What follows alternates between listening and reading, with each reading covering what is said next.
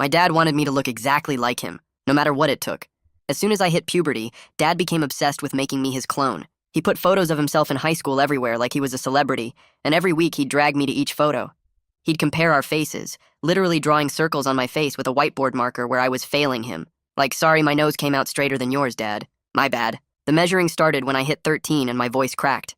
Suddenly, he's in my room at 6 a.m. with a whole toolkit, height against his pencil marks on my doorframe, shoulders with a tape measure, the space between my eyes with these weird metal things. Dude had spreadsheets tracking whether I was growing into his mini-me. If I shot up too fast one month, he'd cut my calories. Growing too slow? Time to choke down protein powder that tasted like chalk mixed with disappointment.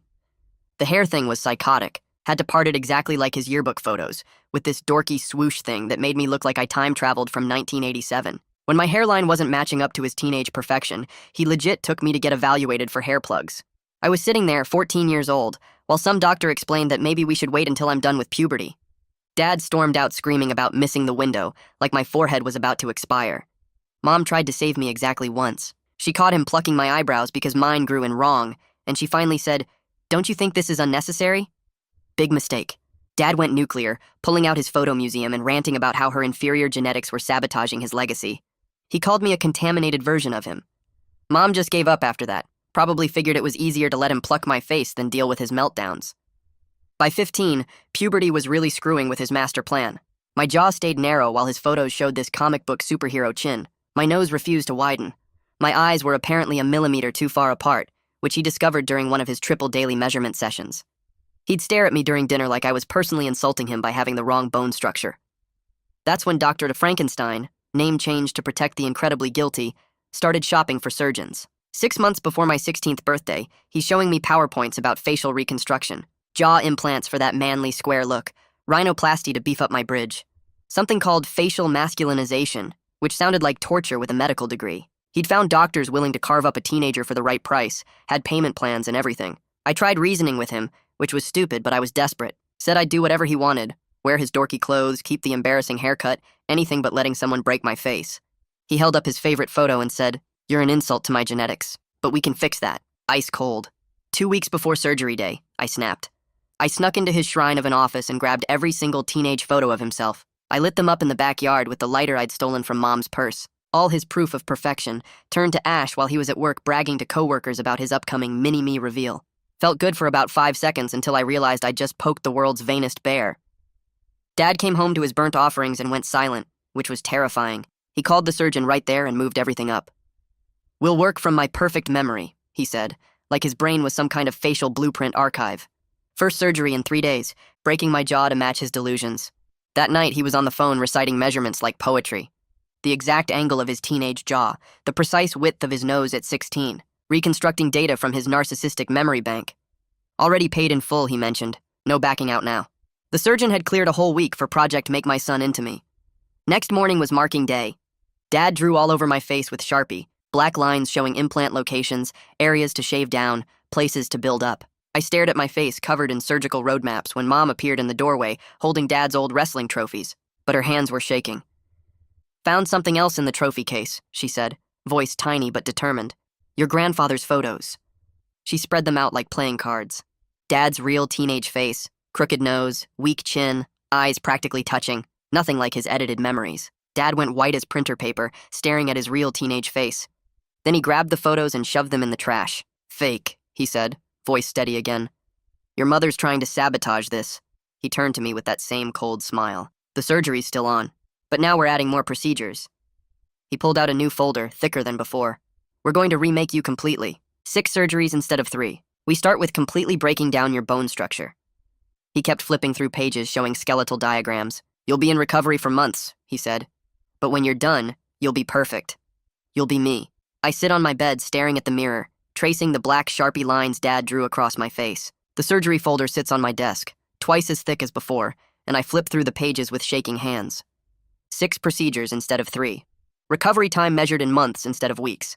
The first surgery is scheduled in 3 days now, not 2 weeks like before.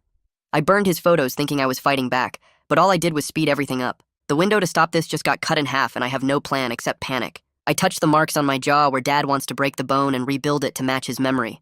My hands won't stop shaking as I read through consent forms and payment schedules and diagrams showing exactly how they'll crack my face apart and put it back together wrong. The folder has my name on it, but nothing inside feels like it's about me, just about making me into someone else. I close the folder and shove it under my bed where I don't have to look at it anymore. Sleep doesn't come that night because every time I close my eyes, I see surgical tools and broken bones and Dad's face staring back at me from a mirror. Before school the next morning, I lock myself in the bathroom with Mom's makeup remover and start scrubbing the Sharpie lines off my face. The bottle says gentle formula, but it burns my skin as I rub hard enough to erase every black mark Dad drew. My face turns red and raw from the effort, the skin around my jaw and nose feeling tender and hot. I use cotton pads and then paper towels when those run out, scrubbing until the marks fade to gray smudges and then disappear completely. My reflection looks angry and damaged even without the surgical roadmap, my skin blotchy and irritated. Mom appears in the doorway holding a towel, but she doesn't say anything, just watches me destroy my face trying to clean it. When I meet her eyes in the mirror, she turns away and walks back down the hall. The silence between us feels heavier than Dad's rage ever did. This thick quiet that means she sees what's happening but won't step in to stop it. I splash cold water on my burning face and grab my backpack, heading out the door before Dad wakes up and notices I erased his work. I find Dad's wallet on the kitchen counter while he showers upstairs, the water running loud enough to cover any noise I make. Inside are his insurance card and driver's license, the two things he'll need for any medical appointments or procedures. My heart pounds so hard I'm sure he can hear it through the bathroom door as I slide both cards out of their slots. It's a small thing, just making him search for documents, but any friction might buy me hours or days. I walk to the kitchen trash can and dig through coffee grounds and banana peels until I reach the bottom, then bury the cards under all the garbage. Dad will tear the house apart looking for them, probably blame Mom for moving his stuff, and maybe the delay will give me time to think of something better. I wash my hands and put his wallet back exactly where I found it, then grab a granola bar and head out the door. The water shuts off upstairs just as I step outside and I walk fast toward the bus stop before Dad can call me back inside. In first period, I sit alone at my desk near the window and try to focus on the teacher talking about something I don't care about. The school counselor's office is across the courtyard, and I catch Mrs. Gutierrez watching me through her window. She's noticed something is wrong, probably because I haven't spoken to anyone in 3 days and keep touching my jaw like I'm checking if it's still mine. My face still feels raw from scrubbing off the Sharpie this morning, and I wonder if she can see the red marks from where she's standing. When class ends, I grab my books and head toward my locker, hoping to disappear into the crowd before anyone tries to talk to me. But Mrs. Gutierrez is waiting by my locker with this gentle expression that makes my throat feel tight. She asks if I have a few minutes to chat, her voice quiet and careful like she's approaching a scared animal. I want to say no, but something about the way she's looking at me makes me nod instead. She leads me back to her office and closes the door, and I realize this might be the first time an adult has actually asked if I'm okay. I spend lunch period in the library instead of the cafeteria, using a school computer to research minor consent laws. The search results are confusing and full of legal words I don't understand, but I screenshot everything that looks useful. Some websites say that in certain medical situations, my refusal might actually matter, that doctors are supposed to get my permission too, not just my parents. Other sites say parents have complete control over medical decisions until I'm 18. I create a new email account using a fake name and forward all the screenshots to myself, building a file of information I might need later. For the first time in weeks, I feel a tiny spark of hope mixed with confusion about what any of this actually means. The bell rings and I clear my browser history before logging out, making sure no one can trace what I was researching. I head to my next class with my phone heavy in my pocket, filled with evidence I don't know how to use yet. After school, I lock my bedroom door and pull out Dad's surgery folder from under my bed. I use my phone to photograph every single page, including the consent forms with my name on them, the procedure descriptions explaining exactly how they'll break my jaw, and the payment plans showing Dad already paid in full. The folder is so thick it takes 20 minutes to photograph everything, my hands shaking as I flip through pages describing what they want to do to my face.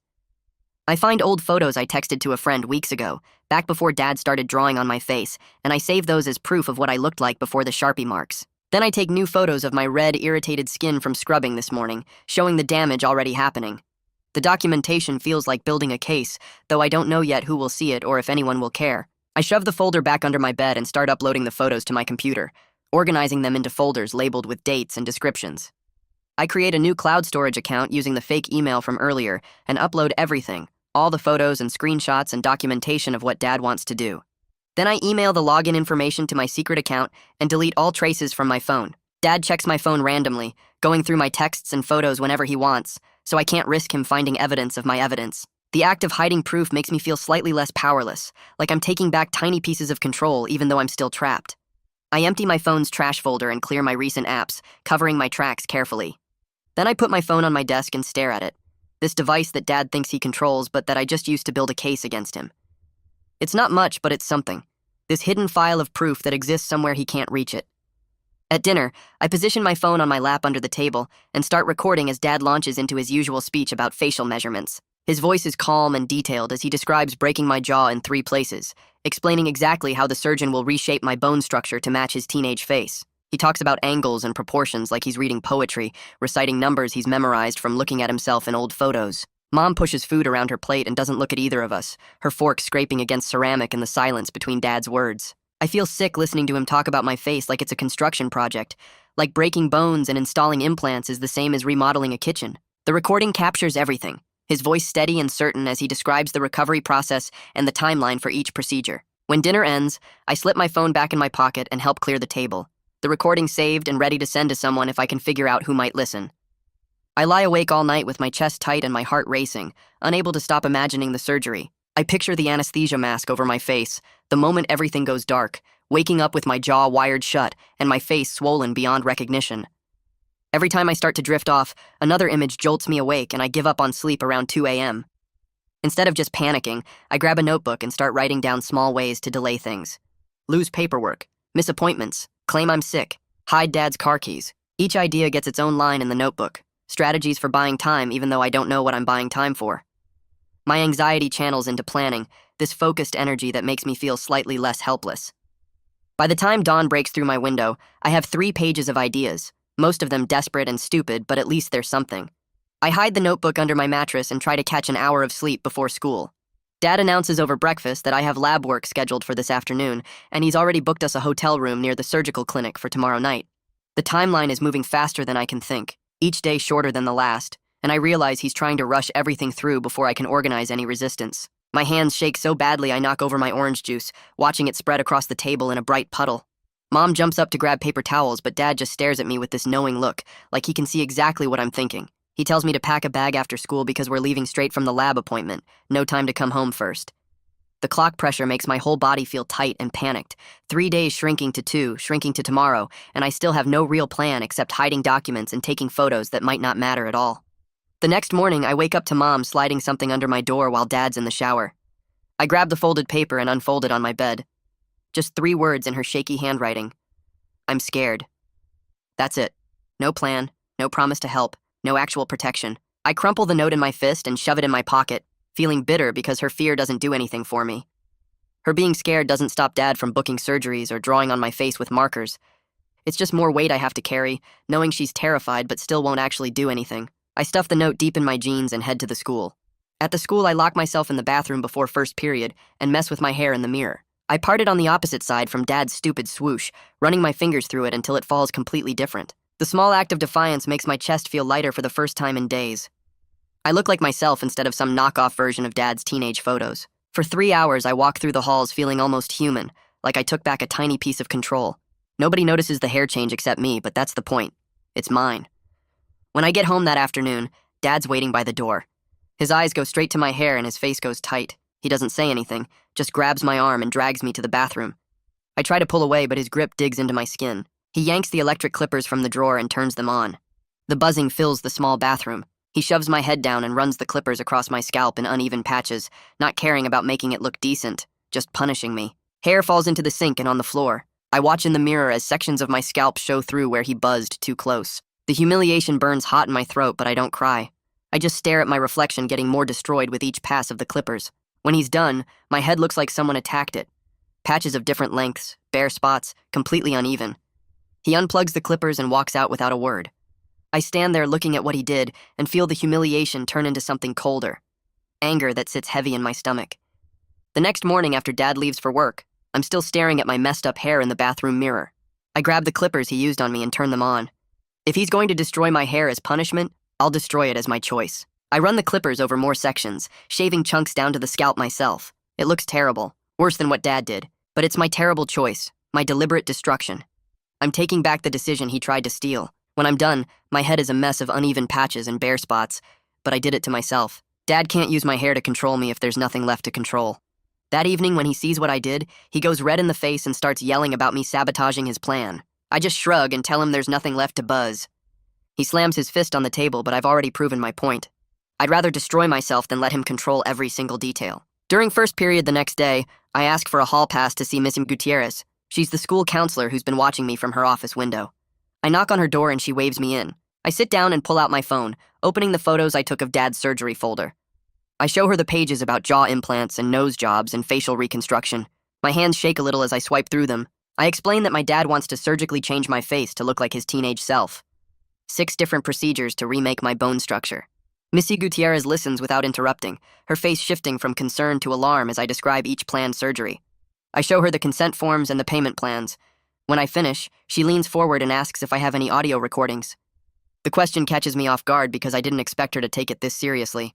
I nod and tell her I recorded Dad at dinner talking about the surgeries. She writes something down in her notebook, and I realize she's actually building a case. She's taking this seriously enough to document everything. When I get home, I use my laptop to forward the dinner recording to Ms. Gutierrez from my secret email account. I attach the audio file and write a short message explaining what's on it. Then I delete the sent message and clear my browser history. The next morning before first period, I get called to Mrs. Gutierrez's office. She's sitting at her desk with headphones on, listening to something on her computer. When she sees me, she takes the headphones off and closes the door. Her face is set in this professional determination that makes my stomach flip. She tells me she listened to the recording of Dad reciting measurements and talking about breaking my jaw. She says she needs to make some calls and asks me to trust her. I feel this weird mix of relief and terror because I just handed my survival to an adult I barely know. But she's the first person who's actually taking action instead of just feeling bad for me. After school that day, Dad's waiting in the kitchen with papers spread across the table, consent forms for the surgeries.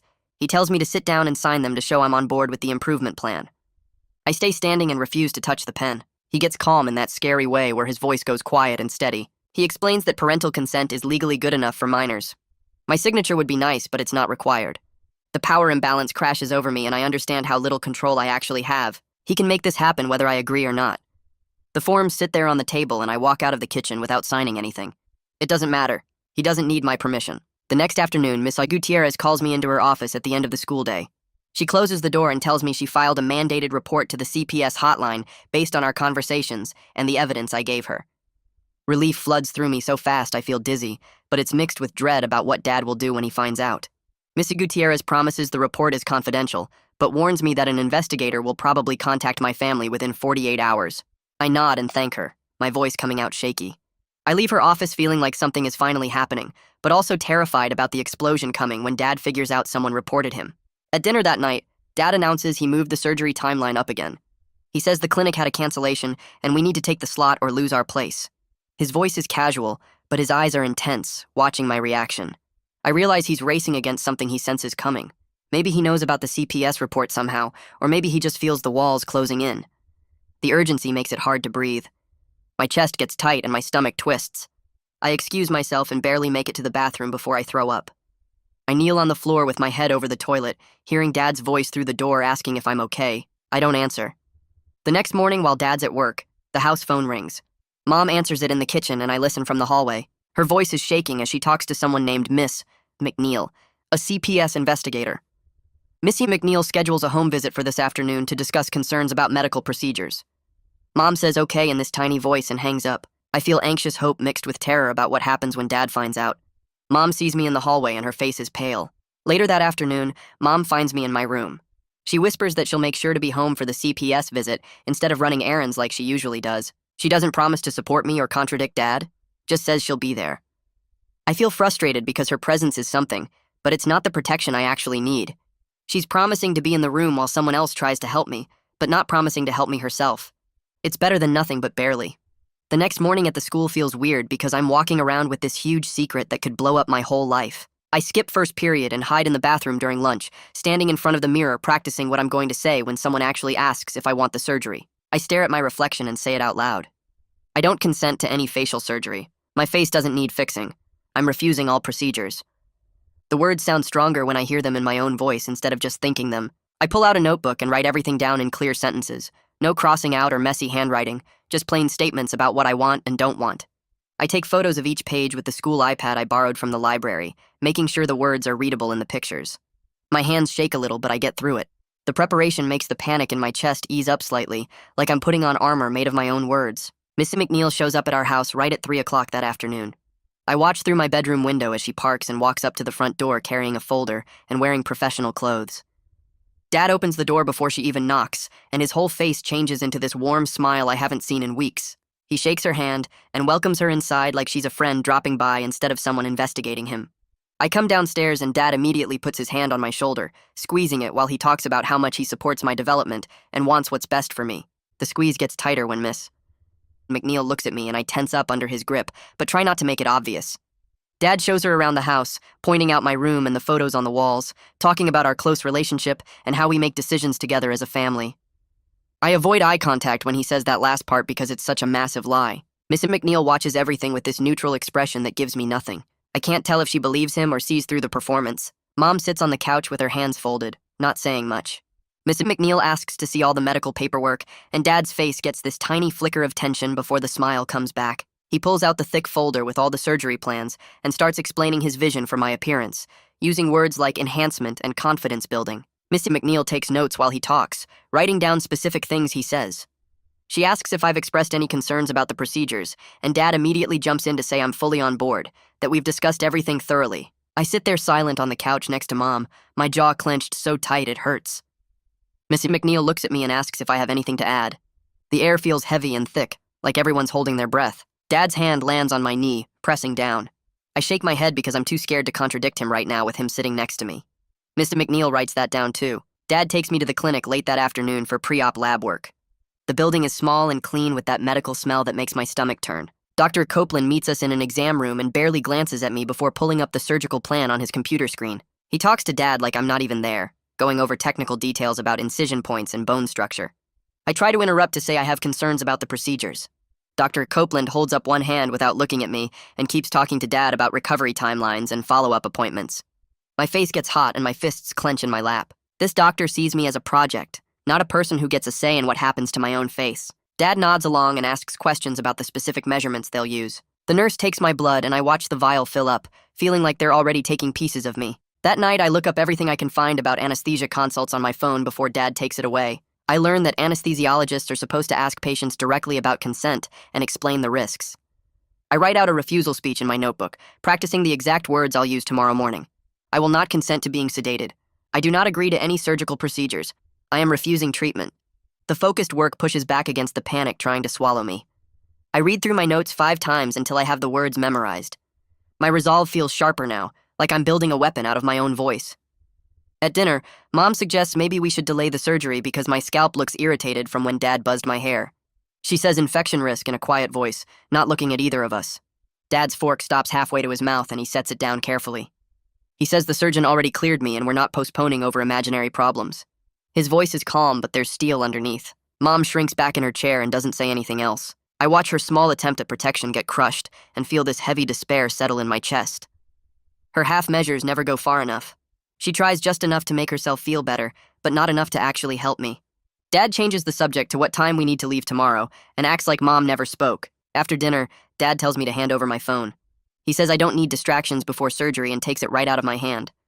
I give it up without fighting because I already moved everything important to the cloud storage and my secret email account. He doesn't know about the school Chromebook I can use or the library computers. I've planned for this exact situation.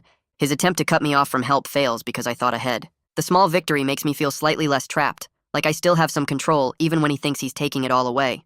The next morning, Miss McNeil pulls me out of second period. A student aide brings a note to my teacher, and I follow them to an empty conference room at the end of the hall. Miss McNeil closes the door and sets up a recording device on the table between us. My voice shakes when I start talking, but I push through it. I tell her everything. The photos I burned and how Dad moved up the timeline. His obsession with making me look like his teenage self. The 6 surgeries he's planning. How I've said no over and over, but he won't listen. The Sharpie marks on my face. The measurements and spreadsheets. Dr. Copeland talking over me like I don't matter. Miss McNeil records it all and asks specific questions about dates and what exactly Dad said. She promises to act quickly, and I feel this shaky honesty mixed with pure terror about what Dad will do when he finds out I talked. But it's done now. Everything's on record. Dad picks me up from the school early that afternoon, showing up at the office during 4th period. He signs me out and doesn't explain why until we get home. When I walk into the house, I notice immediately that my bedroom door is gone. Just gone. Like it never existed. Dad follows me upstairs and points to a small camera mounted in the corner of my room. A baby monitor. He explains in this reasonable voice that he needs to monitor my health before surgery and make sure I'm not doing anything to mess up the procedures. The camera watches my whole room except the corner by the closet. I feel like a prisoner in my own house, like the walls are closing in. My brain can barely think past the panic screaming through every nerve. I sit on my bed and stare at the camera and understand that privacy is gone now, that he's watching everything I do. That night, I drag my blanket into my closet and shut the door as much as I can without making it obvious. I wedge myself into the corner with my back against the wall and pull my knees up to my chest. The camera can't see into this tiny space, and for the first time in hours, I can breathe without feeling watched. I practice unlocking my bedroom window silently, running through the motion in my head over and over. Push up the bottom pane, pop the screen out, drop to the bushes below. I map out every step from my room to the street, timing how long it would take to grab my go bag and run. My brain won't shut off, just keeps calculating distances and risks and backup plans. I think about which neighbors might help, and which one's dad is charmed into thinking he's perfect. Mrs. Miller, 2 houses down, has always been nice to me, and she's usually up late watching TV. The Rodriguezes next door are too close to Dad. I mentally rehearse the route to the school, to the library, to anywhere that isn't here. Every creak in the house makes me flinch, and I check the closet door to make sure it's still cracked open so Dad doesn't get suspicious. Around 2 a.m., I finally fall asleep, sitting up with my head on my knees, and when I wake up, my neck is stiff and my legs are numb. Dad drives me to the clinic the next morning for the anesthesia consult, and I'm so tired I can barely think straight. The anesthesiologist is a woman maybe Mom's age with glasses and a calm voice. She goes through a checklist of questions about allergies and medications, and then she looks right at me and asks if I consent to the procedure.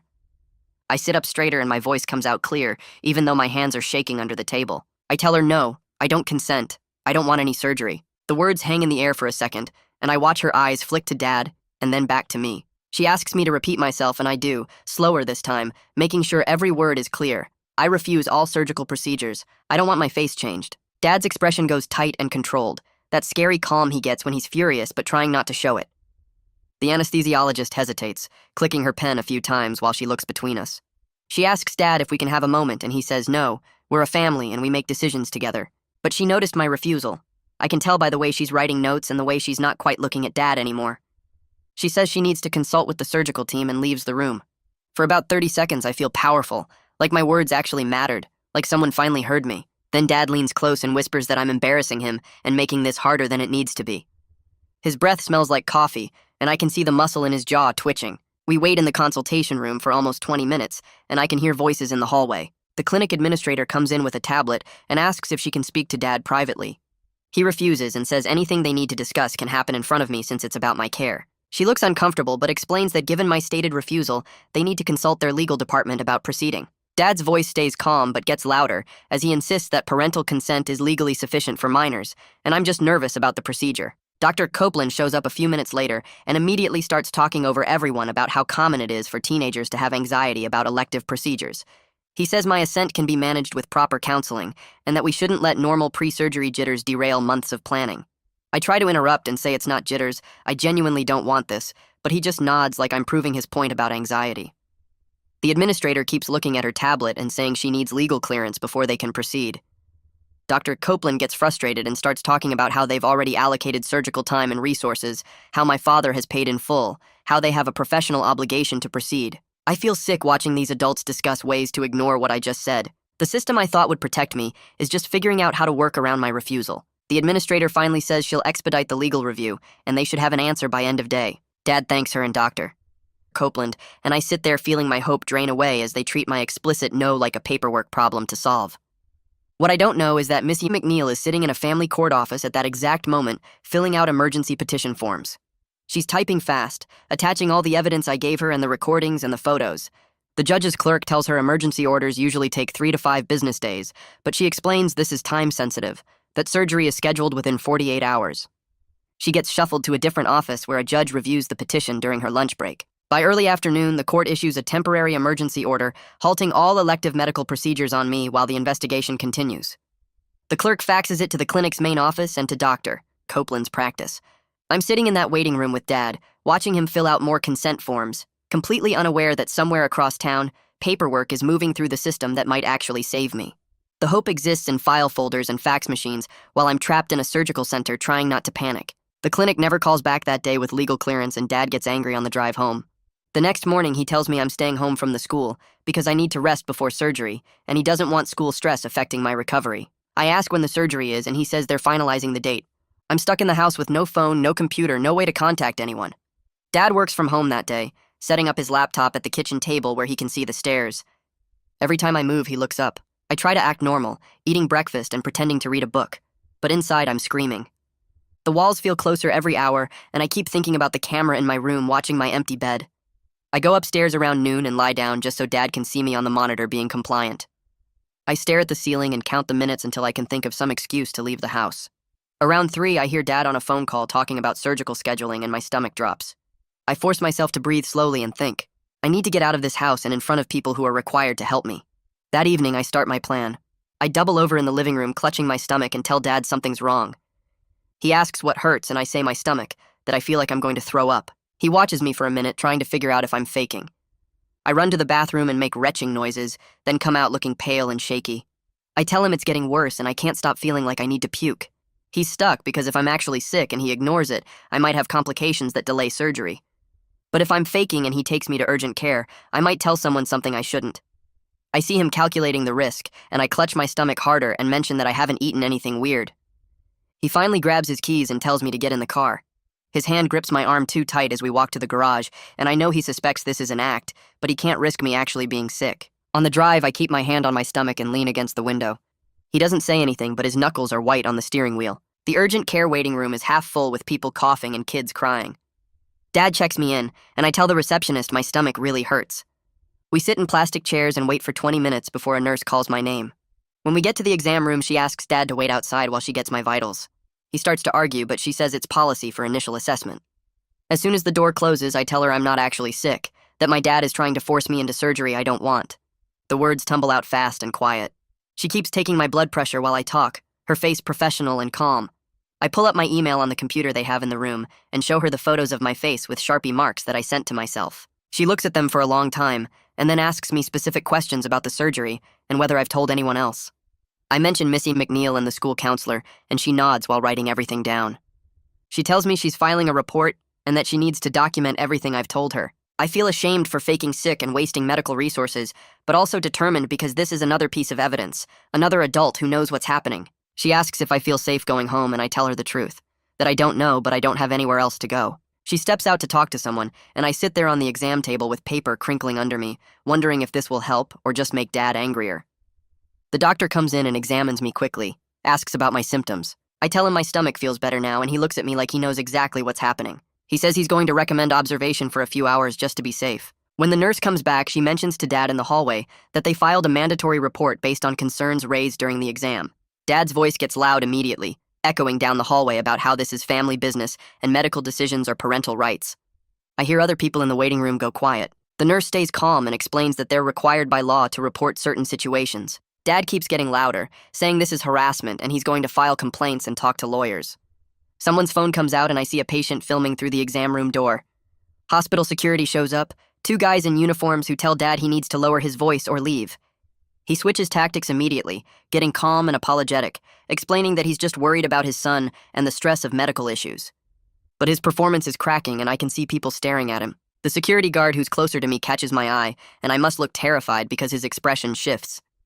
He asks if I'm okay and I nod but don't say anything. Dad finally sits back down in the waiting area, but he's radiating anger.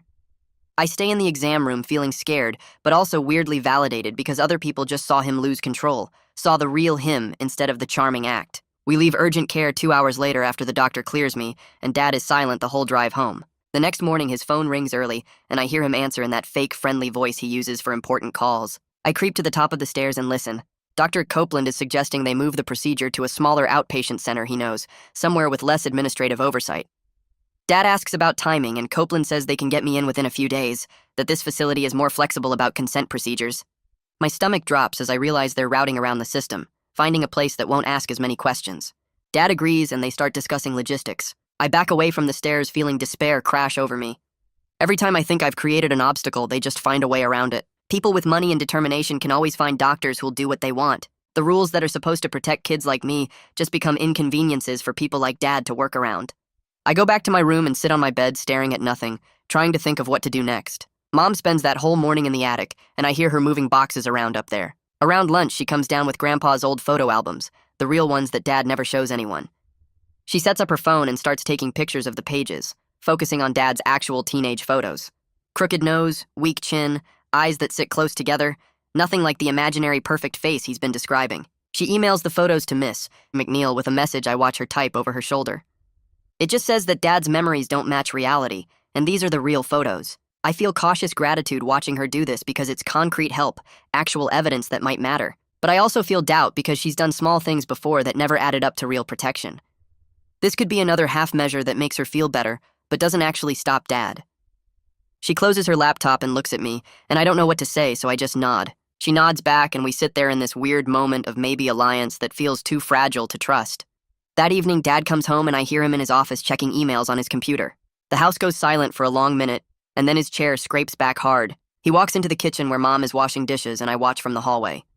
He holds up his phone, showing her email to Miss McNeil with the scanned photos attached. Mom's hands freeze in the soapy water. Dad doesn't yell, which is worse. He opens his wallet and takes out every credit card, stacking them on the counter. Then he holds out his hand for her purse, and she gives it to him with shaking fingers. He removes her debit card, her emergency cash, her car keys. Mom starts crying but stays quiet, tears running down her face while she keeps her hands in the dishwater. Dad sets everything in a neat pile and says, "Traders don't get to spend his money or use his car." He explains it calmly like he's teaching a lesson about consequences. I stand in the hallway watching the system lock down around both of us and feel hopeless because leaving requires money and transportation, and Mom just lost both. Dad walks past me to his office and locks all the cards and keys in his desk drawer. Mom stays at the sink crying softly, and I want to help but don't know how when we're both trapped by the same lack of resources. 2 days later, my phone rings during lunch at the school, and it's Ms. McNeil. I step into the empty hallway and answer. She tells me the family court denied the emergency order. The judge said the evidence shows family problems, but not enough immediate danger to stop Dad from making medical choices for me. Her voice sounds tired and sorry, but the words hit me like getting punched in the stomach. I lean against the lockers trying to breathe right. Mr. McNeil keeps talking about next steps and building a stronger case, but I barely hear her because my brain is stuck on the fact that the system just chose Dad's rights over my body. The court looked at everything, all the recordings and photos and reports, and decided it wasn't bad enough yet.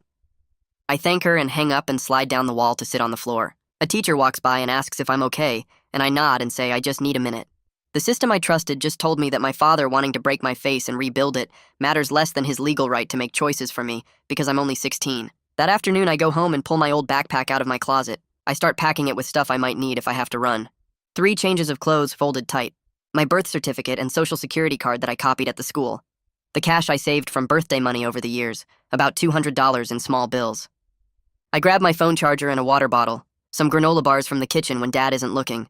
I stuff it all in the bottom and pile old stuffed animals and board games on top so it looks normal if anyone opens my closet.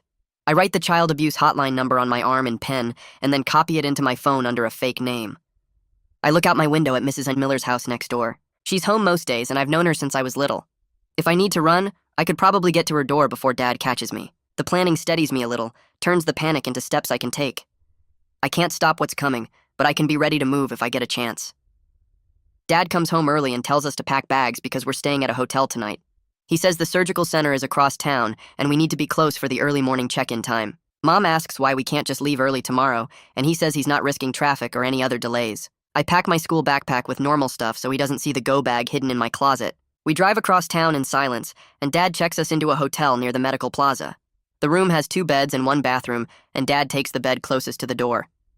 I realize he's blocking the only exit and feel trapped immediately. Mom goes into the bathroom and I hear her crying through the door, but she doesn't come out for a long time. I sit on the far bed looking at the window, but we're on the 4th floor, so that's not an option. The room smells like cleaning chemicals, and the walls are thin enough that I hear the TV from next door. Everything familiar is miles away, and nobody here knows us, or would think twice about a dad and his family staying near a medical center. I'm cut off from the school, from Mrs. Gutierrez, from any place where people might notice something wrong. At 2 a.m., I wait until Dad's breathing goes deep and even. I slip out of bed and walk into the hallway in my socks. My heart pounds so hard I can feel it in my throat. I find the fire alarm on the wall near the elevator and pull it down. The sound is so loud it hurts my ears and lights start flashing. Doors open up and down the hallway and people stumble out looking confused and scared. I try to move toward the stairs away from our room, but Dad appears in the doorway in seconds like he was waiting for this. He grabs my arm hard and pulls me back toward him. People are filing toward the stairwell, and I try to tell someone that I need help, but Dad holds me against his side. When the firefighters arrive and start checking floors, Dad flags one down in the hallway. He explains that his son is having a mental health crisis from pre-surgery stress tomorrow and must have pulled the alarm in a panic. His voice is concerned and apologetic, and he keeps his hand on my shoulder like a worried parent. The firefighter looks at me with pity and asks if I'm okay. I try to say I'm not, but Dad squeezes my shoulder and talks over me about anxiety and teenage emotions. They clear the building and let everyone back in after 20 minutes. Dad walks me back to the room, and Mom is standing by the window looking scared. The firefighters saw me as a sick kid instead of someone trying to escape, and now I look crazy on top of everything else. After the chaos dies down and Dad falls back asleep, I lie awake until I'm sure he won't wake up. Around 4 a.m., I slip out again and take the elevator down to the lobby. The hotel has a small business center with 2 computers in a corner behind the front desk. The night clerk is reading something on his phone and doesn't look up. I log into my email and plug in a USB drive I brought from the school. I upload every photo, every recording, every document I've collected. The files take forever to transfer, and I keep watching the lobby to make sure Dad doesn't appear. When it finishes, I email everything to Miss Gutierrez with a message explaining where we are and that the surgery is scheduled for this morning. I add the surgical center address and Dr. Copeland's name. Then I clear the browser history and delete the sent message from the hotel computer. I pull out the USB drive and slip it in my sock. The digital trail feels like breadcrumbs I'm leaving behind, hoping someone follows them in time. I take the elevator back up and slide into bed before Dad wakes up. Before dawn, I sit at the hotel desk and write on the stationery with the hotel logo. I write that I do not consent to any surgery. I write that I'm being forced and that I've said no multiple times. I write that I want my face to stay the way it is. My handwriting stays steady even though my hands want to shake. I fold the paper and tape it to my chest under my shirt. The paper sits against my skin like proof that can't be erased. I feel calm in a weird, disconnected way, clear about what I want, even though I'm scared about being ignored. Dad wakes up and tells us to get ready. We check out and drive to the surgical center as the sun comes up. The building is small and plain, not like the big hospital where we went before. This place looks like it doesn't ask too many questions. At the intake desk, a nurse asks me to confirm my name and date of birth. I give her the information and then say clearly that I don't consent to the procedure. She looks up from her computer and glances at Dad. I say it again, that I don't want the surgery and I'm refusing treatment. Dad jumps in and says I'm just nervous and we've been planning this for months. The nurse looks between us with an uncertain expression. Another staff member comes over and asks what's wrong. I repeat that I'm refusing the surgery and I don't consent. They exchange looks and one of them goes to get someone else. Dr. Copeland shows up in scrubs and Dad shakes his hand. The doctor says guardian consent is enough and we're all set to proceed. I keep saying I don't consent, repeating it like if I say it enough times, someone will finally listen. The staff members look uncomfortable, but nobody stops the process. I'm scared, but I don't back down, stating my refusal over and over like a prayer that someone might actually hear. I stand up and walk toward the front door. Dad moves fast and grabs my arm, his fingers digging in hard enough to hurt. I try to pull away and he yanks me back toward the prep area. I raise my voice and say I don't consent, that I'm being forced, that someone needs to help me. Dad tries to cover my mouth with his other hand and I twist away. We're struggling in the hallway now and I'm yelling that I refuse treatment. Security guards come running and pull us apart. One holds Dad back and the other keeps me separated on the other side of the hallway. I'm shaking and my arm throbs where Dad grabbed it. The terror and adrenaline make everything feel sharp and too bright. This is my last chance before they sedate me and take away my ability to fight back. I keep yelling that I don't consent until my voice goes hoarse. Police arrive within 5 minutes. 2 officers in uniform who look tired and annoyed. They separate us into different rooms and I end up in an exam room with one officer. He asks what's going on and I explain about the surgery I don't want and how Dad is forcing me. I show him the refusal statement taped to my chest and the marks on my arm from where Dad grabbed me. The officer takes notes and nods, but his expression stays neutral.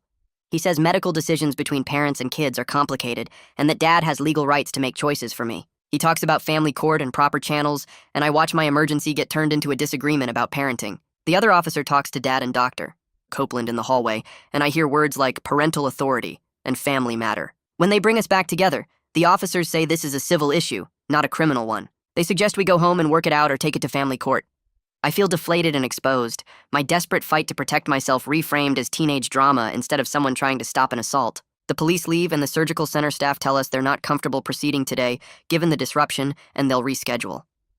Dad's already got his hand on my shoulder, steering me toward the exit, when the automatic doors slide open and Mizzy McNeil walks in carrying a thick manila folder. She spots us and her expression shifts into professional determination as she heads straight for the front desk. I watch her show her CPS badge to the receptionist and ask for Dr. Copeland, and Dad's grip on my shoulder tightens until it hurts. The receptionist makes a phone call, and Dr. Copeland appears from the back hallway looking annoyed until he sees Ms. McNeil's badge. She opens the folder and spreads documents across the counter, pointing at specific sections while talking in a low voice I can't quite hear. Dr. Copeland's face goes from annoyed to concerned as he reads whatever she's showing him. Miss McNeil pulls out more papers, and I catch glimpses of official letterhead and what looks like photos. She's talking about the urgent care visit and pointing at something that makes Dr. Copeland shake his head. Dad tries to walk over, but Miss McNeil holds up one hand in a stop gesture without even looking at him. She keeps talking to Dr. Copeland and pulls out what looks like a statement with a signature at the bottom. I hear her say Mrs. Miller's name and something about documented concerns from multiple sources. Dr. Copeland picks up the papers and reads them more carefully, his jaw working like he's chewing the inside of his cheek. Miss McNeil says something about medical board investigations, and the words make Dr. Copeland go pale. He excuses himself and walks quickly down the hallway with his phone already out. Dad follows him, and I hear raised voices but can't make out the words. Miss McNeil stays at the counter organizing her papers and glances over at me with an expression I can't read. Mom stands frozen near the waiting room chairs like she doesn't know whether to sit or run. I stay where I am because moving feels impossible, and my legs are shaking. Dr. Copeland comes back 15 minutes later, looking like someone punched him in the stomach. He walks to the counter and tells Missy McNeil that he just spoke with his malpractice insurance carrier, and they're advising a 72-hour pause on all elective procedures pending legal review. Missy McNeil nods and makes a note in her folder. Dr. Copeland turns to Dad and says the surgery is postponed for 3 days while they sort out the liability concerns. Dad's face goes red, and he starts arguing about contracts and deposits already paid. Dr. Copeland just shakes his head and says the insurance company won't cover him if he proceeds against their advice. I can breathe again for the first time in hours, even though my chest still feels tight. The relief is huge, but incomplete because 72 hours is just a delay, not a cancellation. Dad will find another way or another doctor or just wait out the pause. Ms. McNeil collects her papers and tells Dad she'll be following up within 48 hours. She looks at me and says to call her office if anything changes. Dad doesn't say anything, just grabs Mom's arm and pulls her toward the exit. I follow because I don't have another choice. Back at the hotel that afternoon, Dad slams the door so hard the mirror rattles.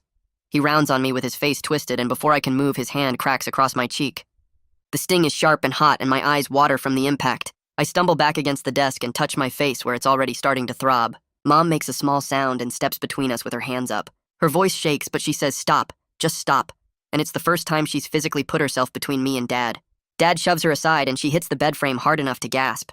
He's yelling about how I embarrassed him in front of medical professionals and ruined everything he planned. His voice is loud enough that I'm sure other guests can hear through the walls.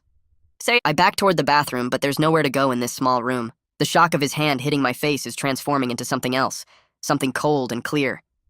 I understand now that nothing I do will ever be enough. I could let him break every bone in my face and rebuild me exactly like his teenage photos, and it still wouldn't satisfy whatever broken thing drives him. Mom is crying and holding her side where she hit the bed frame. Dad keeps raging about wasted money and lawyers and how I'm deliberately sabotaging his legacy. His words blur together into noise. My cheek throbs and I can feel it swelling. I stay quiet because talking will just make it worse.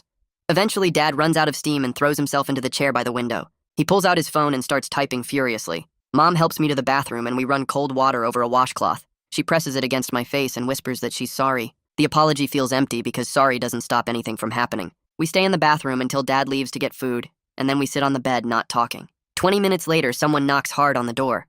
Mom opens it to find 2 police officers standing in the hallway with serious expressions. The officer on the left asks if everything is okay, because the front desk received a complaint about a disturbance.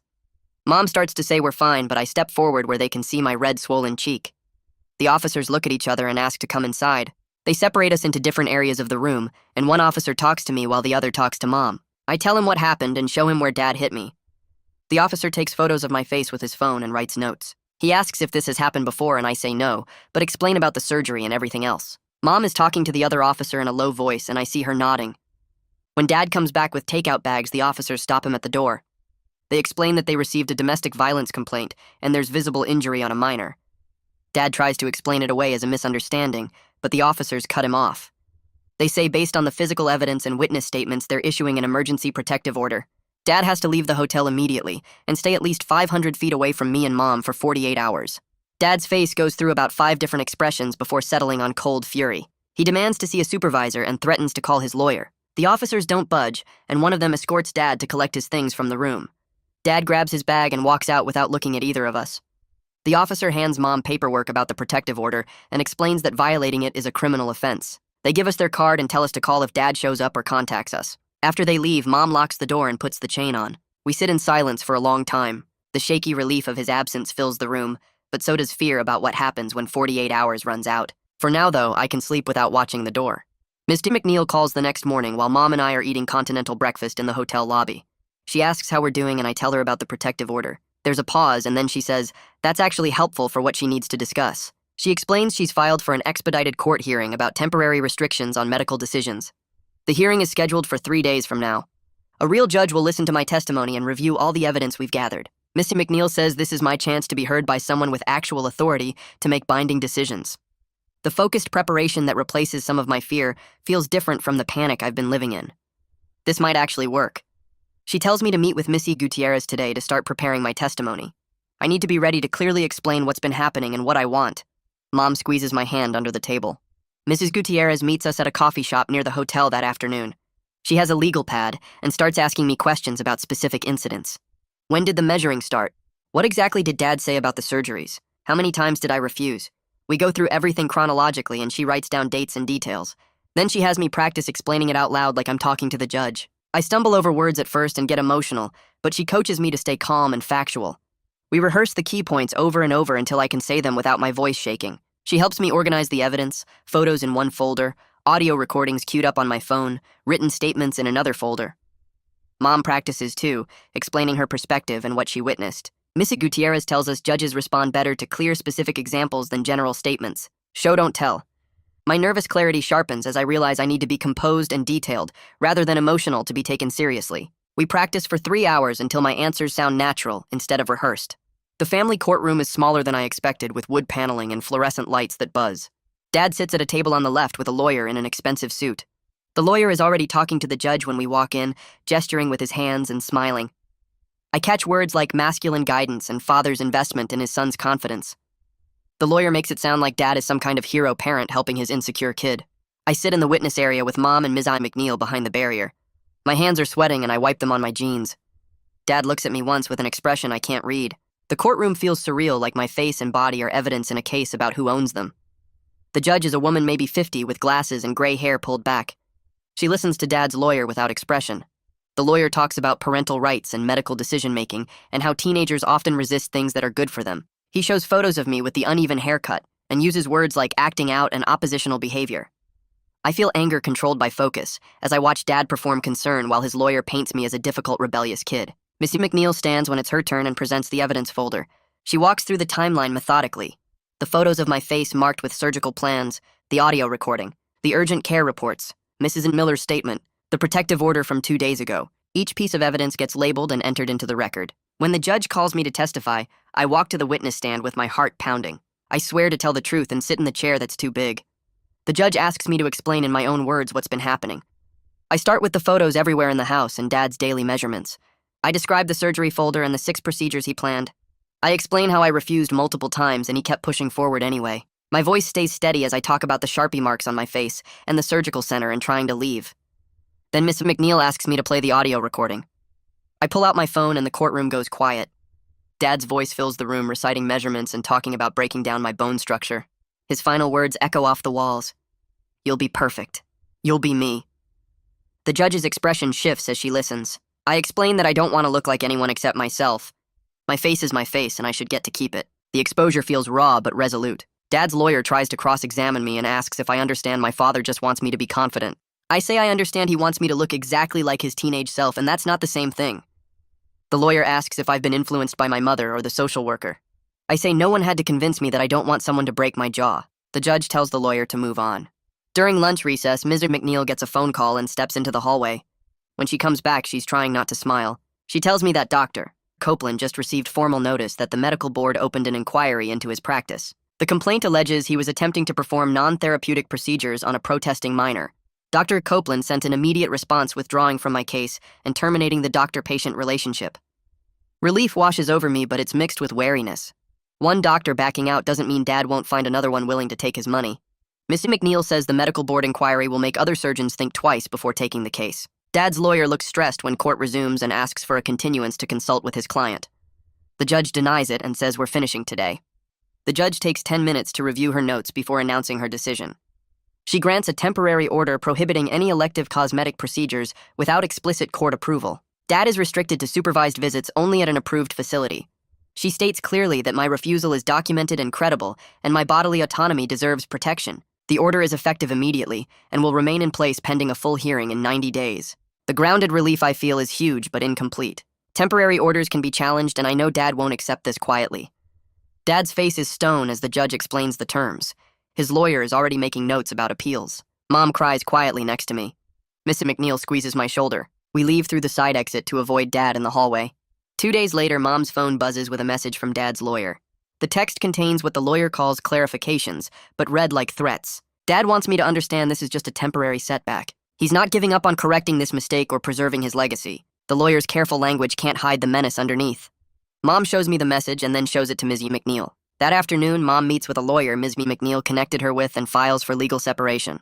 The lawyer explains emergency support options and temporary custody arrangements. Mom struggles with the financial reality of leaving because Dad controlled everything. The lawyer talks about court-ordered support and asset division.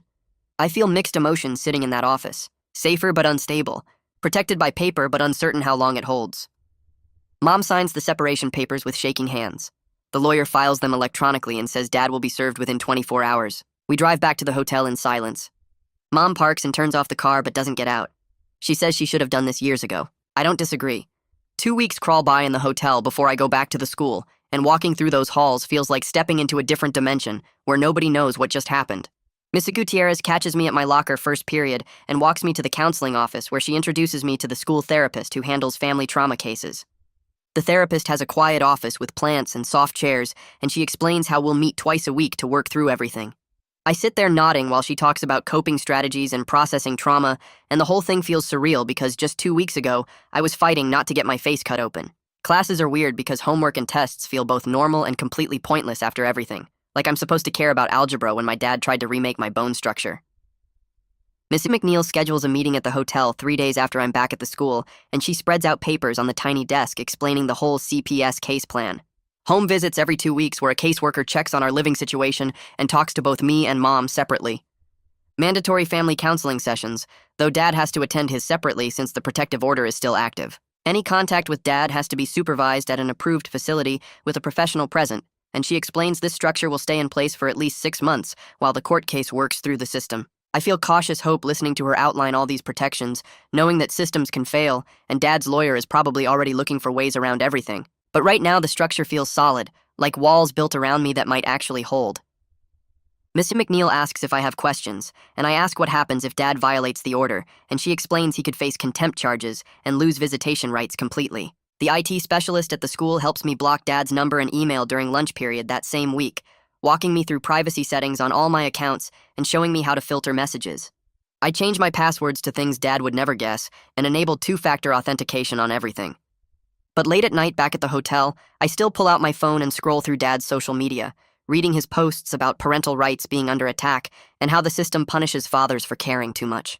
He never mentions me by name, but I know every post is about our case, and I check obsessively to see if he's posted photos or details. The empowerment of blocking him crashes against this hypervigilance I can't shake, and my therapist says it's normal to slip back into old patterns, even while building new ones. Mom meets with her sister one afternoon while I'm at the school, and when I get back to the hotel, she shows me a new bank account statement with her name only. Her sister lent her $2,000 to start building independence, and Mom has a notebook where she's tracking every expense down to the dollar. She gets hired part-time at a grocery store stocking shelves and says the schedule works around my school hours. I watch her research studio apartments on Craigslist in our price range, actually calling landlords and asking about availability. These concrete steps feel more real than any of her previous vague promises about leaving, and I start to believe she might actually follow through this time. The medical board contacts Dr. Copeland about 3 other complaints from families claiming he pressured their kids into unnecessary cosmetic procedures, and Ms. McNeil tells me he's shutting down his cosmetic practice while keeping his reconstructive surgery work. It's justice, but it tastes bitter because he faces consequences, but still gets to practice medicine and help people who actually need reconstruction. I'm glad he can't do this to other kids, but frustrated he's not fully stopped, not facing criminal charges or losing his license completely. I wake up at 3 a.m. 4 weeks after the court hearing with my heart pounding and my sheets soaked in sweat. Another nightmare about being strapped to a surgical table while Dad draws lines on my face. Instead of lying there panicking like I used to, I grab my phone and call the crisis hotline number my therapist gave me. The voice on the other end is calm and walks me through breathing techniques, counting inhales and exhales until my heart rate slows. 20 minutes later, I can breathe normally again, and I fall back asleep. And the next morning, I feel fragile but proud that I managed the panic instead of letting it eat me alive. The resilience I'm building feels like wet paper, like it could tear any second. But it's real, and I'm learning to use these tools when the trauma tries to swallow me. The first supervised visit with Dad happened 6 weeks after the separation papers at a family services center with gray walls and uncomfortable chairs. A professional facilitator sits in the corner taking notes while Dad performs concern, asking how school is going and whether I'm eating enough. But he can't help himself and makes comments about my hair growing out wrong and how my posture is affecting my facial symmetry. The facilitator writes everything down, and I watch Dad's manipulation tactics with detached clarity, seeing through the performance now that I have distance. He tries to make eye contact and do that intense stare thing that used to make me feel guilty, but it doesn't land the same way when there's a witness and a door I can walk through whenever I want. I can see his tactics now without being controlled by them, and when the hour ends, I leave without looking back. The follow-up hearing happens 3 months after the initial protective order, and the judge extends everything for another 6 months after reviewing the facilitator's reports and CPS documentation. I start a part-time job at a bookstore near the hotel that same week, shelving books and working the register on weekends. The paychecks are small, but they're mine, and I open my own savings account separate from Mom's to start building toward my future. Mom finds a studio apartment across town that's barely affordable with her grocery store pay and her sister's help, and we move our stuff in over one weekend. The physical distance from Dad feels protective, even though the legal situation is still messy, with his lawyer filing motions and requesting modifications to the visitation schedule. I'm building cautious independence one small choice at a time, knowing the case will drag on, but feeling more solid in who I am. I look in the mirror one morning in our new apartment and see my own face staring back, uneven haircut growing out in weird directions, the narrow jaw Dad hated so much, the nose that's mine and nobody else's. The court case continues with more hearings scheduled every few months, and Dad's lawyer keeps filing motions trying to chip away at the protective order. But my face belongs to me right now in this moment, and I feel quiet ownership without triumphalism or celebration. I understand that safety is temporary, and I'll keep fighting to protect myself for as long as it takes, but today, I'm still me. And that's enough.